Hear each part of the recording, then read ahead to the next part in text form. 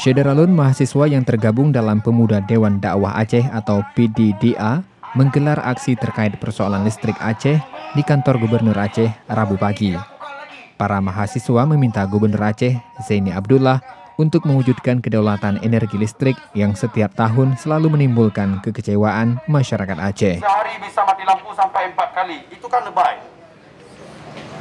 Kemarin ada datang wakil Menteri SDM ke Aceh.